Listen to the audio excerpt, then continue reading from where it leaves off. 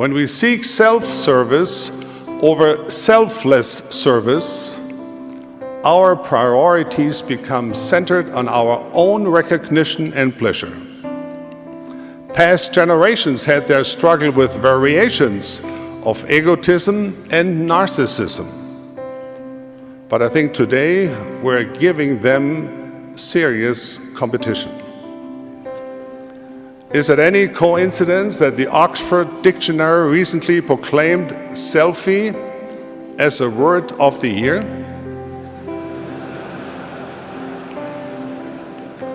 Naturally, we all have a desire for recognition, and there's nothing wrong with relaxing and enjoying ourselves. But when seeking the gain and the praise of the world is a central part of our motivation, we will miss the redemptive and joyful experiences that come when we give generously of ourselves to the work of the Lord.